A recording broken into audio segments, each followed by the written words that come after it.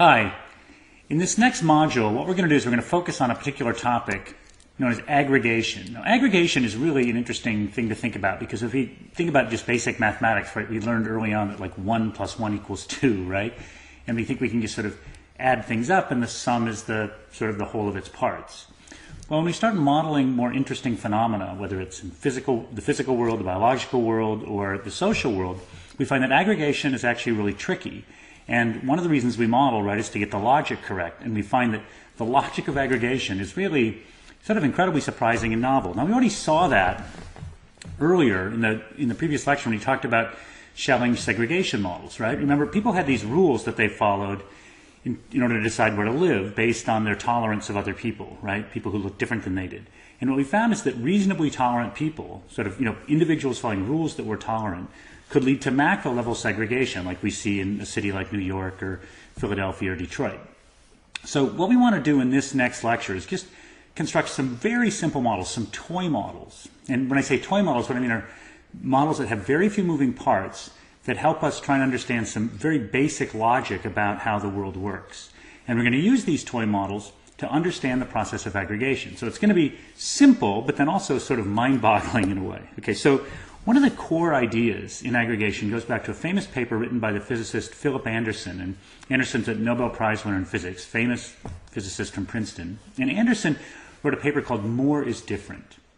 And in this paper what he says is, look, you can sort of take a reductionist approach. You can pull everything back and look at something in great detail and say, this is a salt crystal, or this is a water molecule, right? Or this is a neuron. But there's something very different when you connect all those things together. And so you can't do purely reductionist science and look at just individual parts and understand the whole. So more is different. And that's really going to be the focus of this module of lectures, is how is it some of the ways in which more can be different. So what did Anderson mean exactly? So the most famous example that people use is this. This is a picture of a single water molecule, right? 2 hydrogens, 1 oxygen. And we can understand all the properties of a single molecule. But one water molecule can't be wet, right? Wetness, the fact that we can put our hand through water and feel the slipperiness, comes about because of the fact that those hydrogen-oxygen bonds are fairly weak, and so the bonds in our hands are stronger, so we can just push through it and feel that wetness. So wetness is a property of a bunch of water molecules, not of a single water molecule, right? But wetness is sort of child's play compared to something like cognition, personality. So think of the amazing things our brain can do, right? But our brain consists of a whole bunch of little neurons, right? There's neurons and there's axons and there's dendrites and there's myelination and all that sort of stuff, right? It's very complicated. But if we break the brain down to its parts, we're never going to understand where cognition comes from, or where personality comes from, or where consciousness comes from. Those are all what we're going to call emergent properties of the system. Now, we're never going to, in these lectures, we're not going to explain consciousness or cognition, but we are going to sort of at least work through how is it that at the macro level, at the emergent level, we can get stuff that's really far more interesting and surprising than we saw at the micro level, right? So how are we going to do it? What's our plan? How are we going to proceed in thinking about aggregation? Well, we're going to start out by thinking about aggregation of actions. And I'm going to talk about something called the central limit theorem, but we're going to talk about how just sort of actions add up. And that'll just get us thinking about this notion of aggregation in a simple way. Then we're going to look at a particular game called the game of life, and we're going to look at a single rule. This is just sort of one set of rules, and just see how that rule aggregates, just to give us a sense of mystery and wonder about how amazing simple things can be when they add up. Right? Third thing we're going to look at a whole family of rules. We're going to look at a class of models called one-dimensional or cellular automata models. These one-dimensional models are extremely simple. You almost can't imagine a simpler model. And yet we're going to find that these very simple models can do anything. Literally anything. So we talked about those classes of outcomes. They can do anything. And then last, just to pull this into social science a little bit, we're going to talk about aggregation of preferences. So when you think about aggregation, you can think about adding up. I think like 1 + 1 = 2, 2 + 4 = 6, that sort of stuff. We're adding single numbers. But preferences aren't single numbers. What they're sort of, I like bananas more than apples, or I like, Fords more than BMWs or something like that, right? And so different people have different preferences, and we can ask, how do you add up preferences? Now you might say, why would we want to add up preferences? Well, we want to add up preferences because if we have a small group, if we have an organization, if we have an entire society, oftentimes we have to make collective choices. And so those collective choices have to depend on our aggregate preferences. So what does everybody want? So the way you have to do that, you have to sort of add up, here's my preferences plus someone else's, what do we get, right?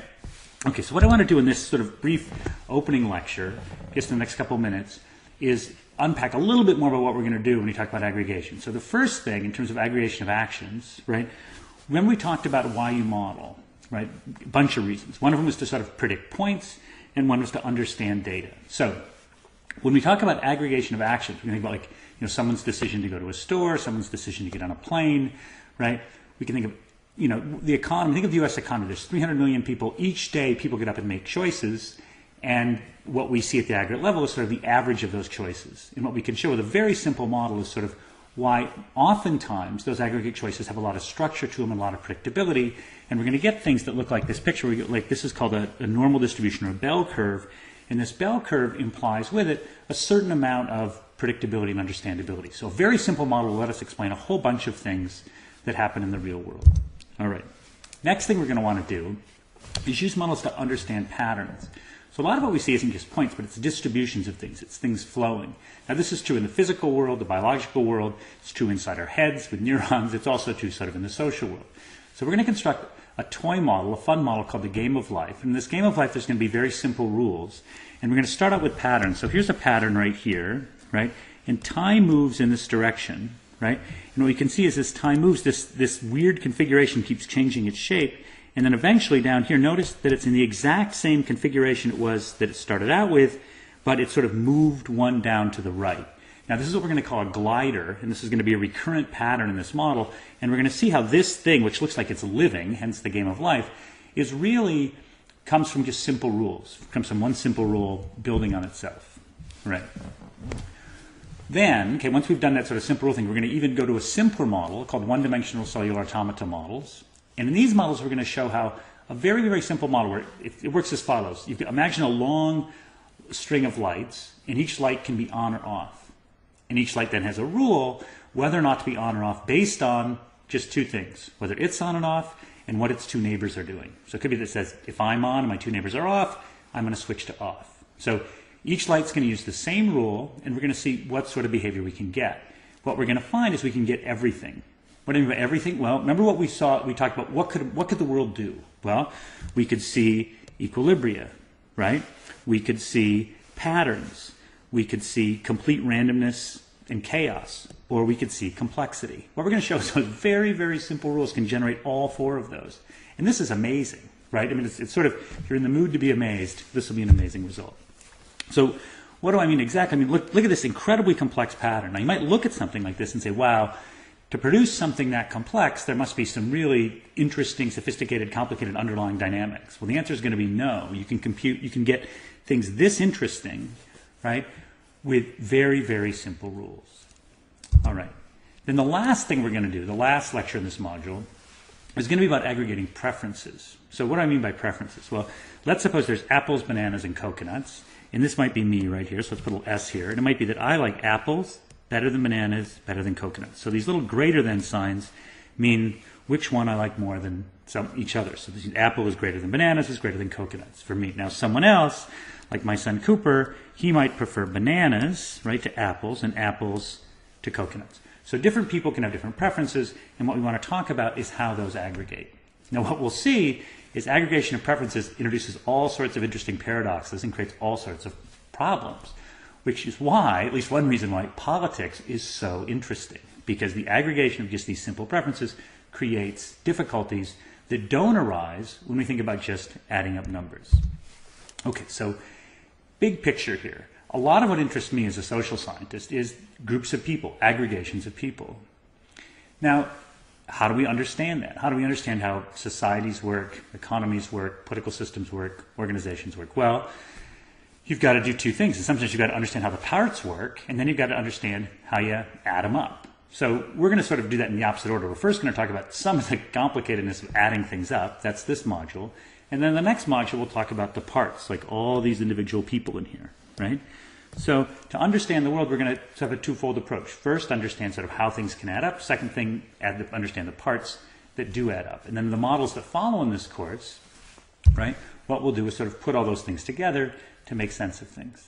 Okay, so that's the outline for this module. We're going to, play with some very, very simple toy models that help us understand some of the mysterious phenomena we see in the world, and also just some of this sort of, I think there's just some amazing results in here and how simple things add up to create very complex wholes. Thank you.